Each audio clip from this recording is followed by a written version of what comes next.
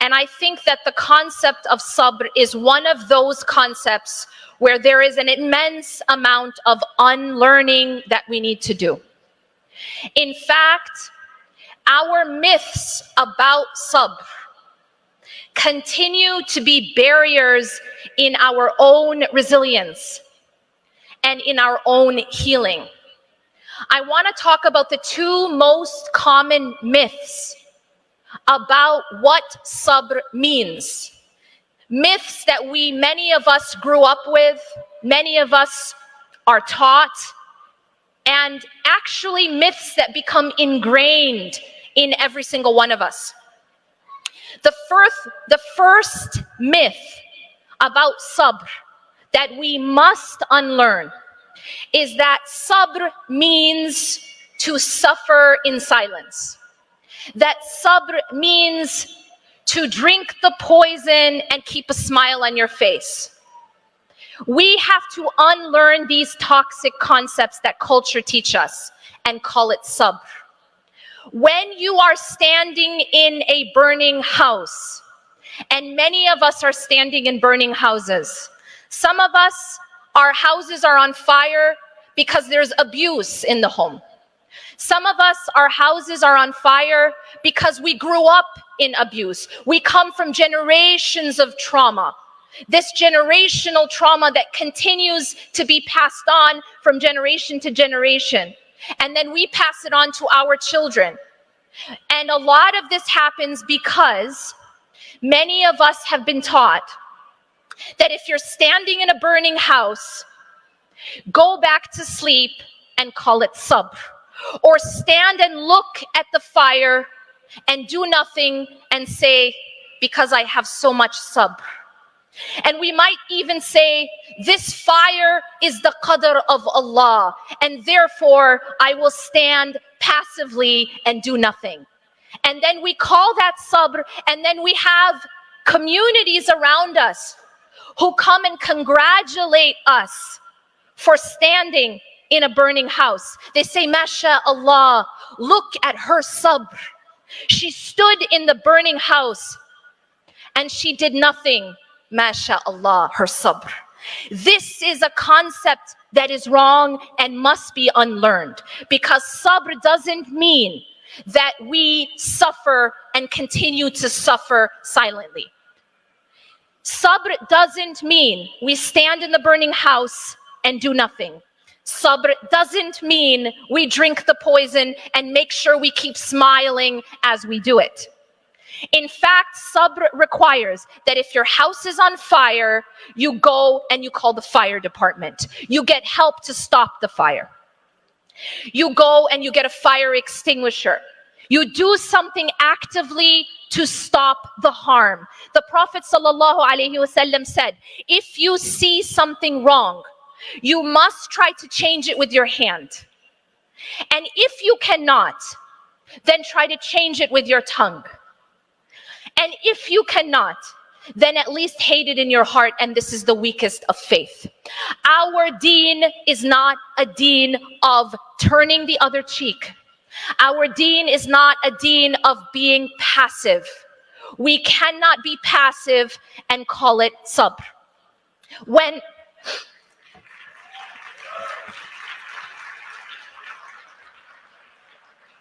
Hajar was in the middle of the desert and there was no one around to help her and her child, she did not sit passively. She did not say, this is the qadr of Allah, so I'm going to do nothing. In fact, she knew it was the qadr of Allah, and she had sabr and she had tawakkul, but she took action. She got up and she ran between Safa and Marwa, and she did not just do it once, she did it 7 times. And she must have been tired, and it was hot. And there wasn't white marble under her feet as there is now when we do sa'i. She was striving. And that action that she did between Safa and Marwa, Marwa and Safa, 7 times, that action itself is called sa'i. And sa'i in the Arabic language means to strive. It is striving. When we find ourselves feeling trapped in the middle of a desert, It might not be an actual desert. It might be a problem that you have in your life. It might be an abusive situation that you're in. It might be something oppressive, a problem in your home. When we find ourselves in the middle of a desert, we must do like Hajar, and we must take action and strive, because her striving was to improve and change her own situation. Inna Allah la yughayyiru ma biqawmin hatta yughayyiru ma bi anfusihim. Indeed, Allah does not change the condition of a people until they change what's in themselves. There is an action we must take. Even Musa alayhi salam, when he's standing in front of the Red Sea, we all know how he was saved. We all know that Allah opened the sea for him. But do we realize that he was first commanded to take an action? He was first commanded to take his staff and strike the sea. And so it is very important that we understand Allah will always save the believers. Allah will always give us a way out. There is always light at the end of the tunnel, but there is an effort that we must do. And this toxic culture of sit down in the burning house, sit down in the desert and do nothing, this is wrong, and we have to unlearn it. It is a barrier to our own healing. And I promise you, of all the messages I get from people in very, very painful situations, people who are suffering all over the world, and they're asking me, what should I do? Sending me messages, what should I do? I can tell you there is one usual common denominator, and that is that people sit too long in bad situations.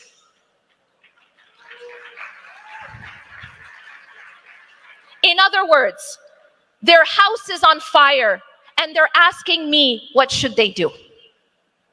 And the answer is simple. When your house is on fire, the step one is to try to put out the fire. Call the fire department, try to get help, get people involved, reach out to resources, get a fire extinguisher, take action to stop the fire. But if the fire continues, now this is not rocket science, what I'm about to say. If you've tried to stop a fire and the fire continues, what do? Run, don't walk out of the burning house. It is upsetting that we have to say this, especially because the narrative is usually something like this. Have sabr. Stay in the burning house. Keep your children in the burning house for the sake of your children. And I'll repeat that so you can consider that statement. Keep your children in the burning house for the sake of your children.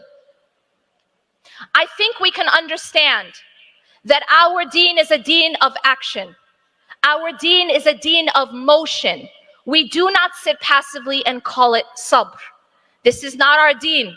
This is not what those prophets and those nearest to Allah did. The second myth about sabr, which is keeping us from our own resilience and keeping us from our own healing, is that we believe and we are taught that sabr means to suppress your emotions. That sabr means to suppress your grief, to not feel it, to put a lid on it. And why is this so dangerous? I will give you evidence of why this is dangerous and why it will prevent you from having resilience. We have this myth that sabr means you cannot cry. We have this myth that sabr means you cannot feel sadness when you experience grief and the grief of loss. But my evidence for you, and I'll give you two pieces of evidence that is false. The first is from the Quran, Surah Yusuf. We know that Yaqub alayhi salam had sabrun jameel. He had beautiful patience, better than all of us. And yet he cried until he went blind. And yet he grieved and experienced the human experience of sadness. In fact, he says to Allah subhanahu wa ta'ala, "Innama ashku bathi wa huzni ila Allah." He says, indeed, I complain of my pain and my sadness to Allah. He is not suppressing it and calling it sabr. He is taking that pain and taking that grief to Allah subhanahu wa ta'ala. And that is how we heal. That is how we will be resilient. That is how we will actually have sabr. But you have to actually take that pain and take that sadness, process it with Allah subhanahu wa ta'ala. You cannot suppress it and think that it will disappear. We are a community of so much suppressed and unprocessed trauma. I will say that. We have so much unprocessed trauma. What do I mean by that? I mean that many of us have experienced trauma sometimes as children, and we do not deal with it. We do not know how to deal with it, or we have shame attached to it. And so what happens is it stays with us, and then we suffer from that, and then we pass it on to our children, the effect of that trauma. If you get a gunshot wound and you cover it up with a band-aid and you say, "What wound?" The wound could be very old. Does it disappear because you covered it up? And the answer is absolutely not, because gunshot wounds need to be healed and addressed before they can heal. They need to be addressed before they can heal. It works the same with emotional and psychological trauma. It works the same with child abuse and any kind of abuse or trauma. And so this is another thing that we as a community need to unlearn, because we have this idea that if you suppress, things disappear and you will be able to be patient. And that could not be further from the truth. We know that Yaqub alayhi salam did not suppress, but he felt sadness. He says, "Innama ashku bathi wa huzni ila Allah." I complain of my sadness and suffering to Allah. And he cried. But I'm going to give you a second evidence from Sahih al-Bukhari of our own Prophet Muhammad sallallahu alaihi wasallam when his son was on his deathbed. When Ibrahim was breathing his last breaths as a child, the son of the Prophet sallallahu alaihi wasallam was dying in his hands. And the Prophet sallallahu alaihi wasallam started to cry. So one of the companions came and said, "Even you're crying?" So he had a response maybe many of us might have when we see one another grieving or crying. He said, "Even you are crying." And Muhammad sallallahu alaihi wasallam said, "This is mercy." He said, "This is mercy." So the crying is part of the healing. It's part of the mercy of Allah subhanahu wa ta'ala. And then he goes on and says something so profound and prophetic that actually provides a blueprint for healing. Things that we are only learning now in, modern psychology when it comes to healing and when it comes to grief. He gives us a blueprint in the second part of the hadith of how, in fact, to have resilience and sabr. He says, the eyes shed tears and the heart feels grief, but the tongue does not utter except what is pleasing to Allah. I want you to reflect for a moment on that. Step one, he said, the eyes shed tears. He said that the crying part of grieving is mercy. It's part of the process of releasing the grief. You have to process it first. You know the cliche, you can't heal what you don't feel. This is true. The Prophet ﷺ is teaching us. He said the eyes shed tears and the heart feels grief, but the tongue does not utter except what is pleasing to Allah. And that is sabr. That is resilience. But it involves actually experiencing and processing the grief without complaining against Allah. Without complaining against Allah. We can complain to Allah. We can say, Ya Allah, this hurts. Ya Allah, help me. Ya Allah, I am in grief. That is what Yaqub alayhi salam is doing. He says, Innama ashku. Shakwa is complaining. He says, I am complaining to you, Ya Allah. He was not complaining about Allah. He said, I am complaining to you about my pain and my sadness. And so these are the two myths of sabr that we need to unlearn before we can be resilient. Now, how do we do it? How can we have sabr and resilience? We need to be able to have, number one, the ability to process the pain without suppression. But there's another ingredient that is absolutely essential in order to have resilience and sabr. And that ingredient is hope. We have to be able to have hope. And that brings me to the very perfect dua of Ayyub alayhi salam. Ayyub alayhi salam, after going through years and years of suffering, losing his wealth, his health, his family, he calls out to Allah subhanahu wa ta'ala and he says, Anni massani ad-durr wa anta arhamur rahimin. Indeed, difficulty has befallen me. I want to pause here and point out, he is not pretending that everything is fine. He's in pain and he's taking it to Allah. He is saying, I am in difficulty. His sabr doesn't mean pretending. He's taking it to Allah. Anni massani ad-durr.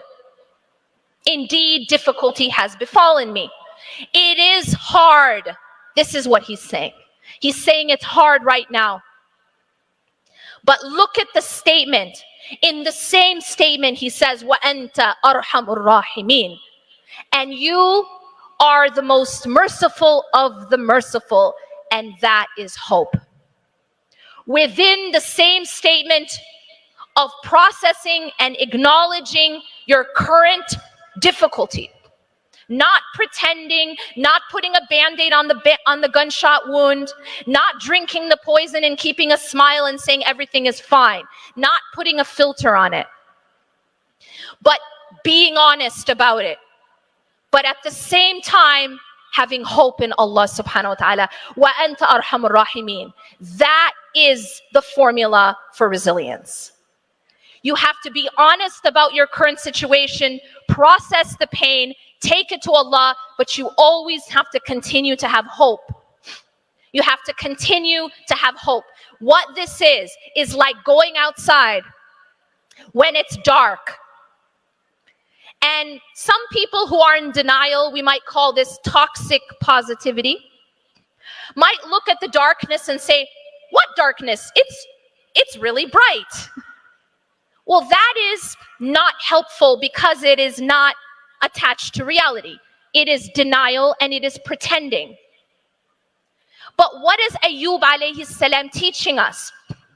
He's teaching us that a believer in hardship is like a person who goes outside while it's dark and acknowledges it's dark right now, Ya Allah. It's dark right now, but I have full faith that the sun will rise again.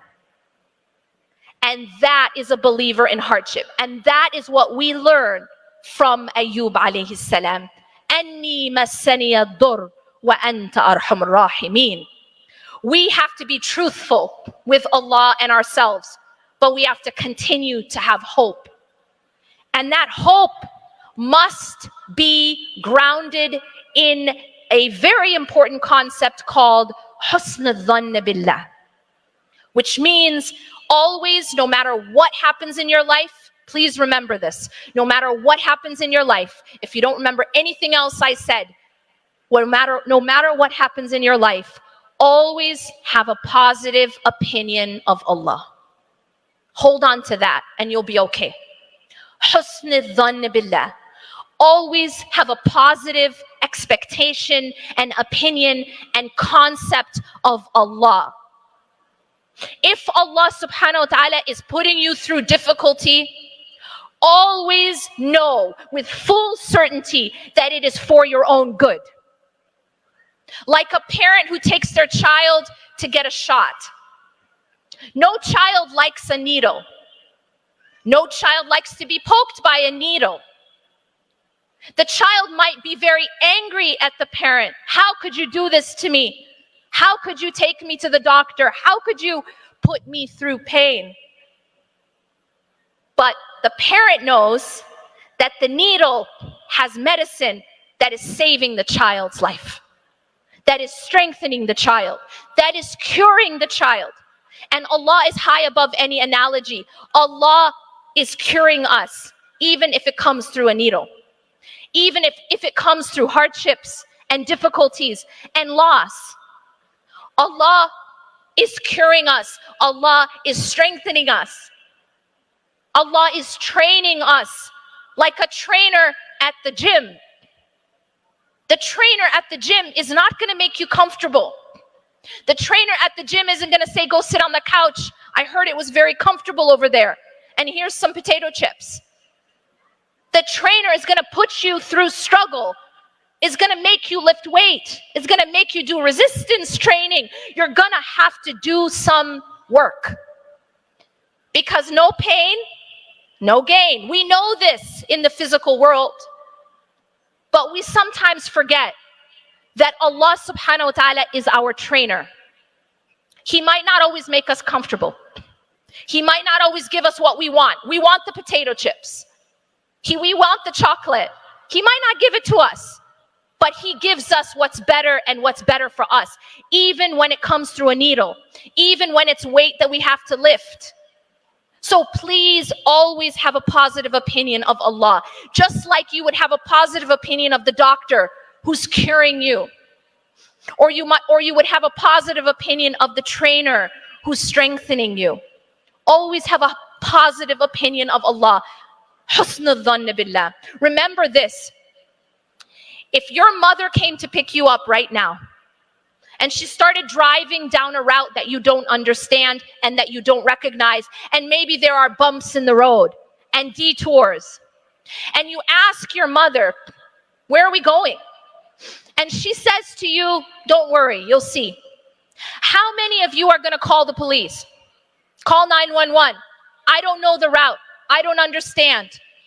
We would not do that. Why? One reason. Because we trust the driver. And that's the only question we have to ask ourselves. Do you trust the driver of your life? Who is the driver of your life? Allah. Do you trust Him? Do you believe that He has your best interests in mind? Do you believe that He's doing what's best for you? And if you do, if you have a positive opinion of Allah and you trust Him, then no matter which route He takes you, even when it's bumpy, even when there's detours, you will never panic because you know that the driver knows what he's doing and has your best interest in mind. Husn al-dhann billah. Finally, on this road of resilience, we have to be able to deal with our pain in a healthy way. We have to be able to see hope, but there's something else we have to be able to do. And that is we have to be able to get up after we fall. If we do not know how to get up after we fall, we won't survive this journey. Any trainer who is training an Olympian has to teach that Olympian how to get up, because we all fall. And so in our own training, and I want to say this to parents, please parents, listen carefully. We have a major problem in the way that we are raising our kids. And I'll tell you that major problem is this. We are teaching with shame. We are teaching our children that the moment that they make a mistake, that it's because they're bad. And that does not teach them how to get back up. This is like, you get in the car and you put the address in the GPS, and as soon as you make a wrong turn, imagine the GPS says to you, "You worthless driver. I honestly don't know what's wrong with you. You've already made 15 wrong turns. I don't know why you're still driving. Just park up over there. Stop trying to get to your destination." If that were to happen, no one would get to their destination. The GPS does not judge you when you make a wrong turn. The GPS only has one job, and that is to reroute you. So when you make a wrong turn, the GPS says, "You made a wrong turn, here's how you fix it." My advice to you, my pleading advice to you, my plea to you as parents, how about we be more like the GPS? How about we be less like the crazy GPS? The moment our children make a mistake or make a wrong turn, we tell them it's because they're bad drivers. It's because you're a bad child. You're a bad girl. You're a bad man. You're a bad wife. You're a bad husband. That's called shame, and it is absolutely debilitating. It will paralyze us, and it will not allow us to be resilient. We have to be able to get back up after we make a mistake. We have to be able to reroute. And so as parents, it's our job to reroute our children without shame, without judgment. This is wrong. Here's how you fix it. You're not a bad person, but this is how you fix it. And if we have those three things, that's how we will find resilience. أقول قولي هذا واستغفر الله لي ولكم إنه غفور رحيم. سبحانك الله وبحمدك أشهد أن لا إله إلا أنت أستغفرك وأتوب إليك.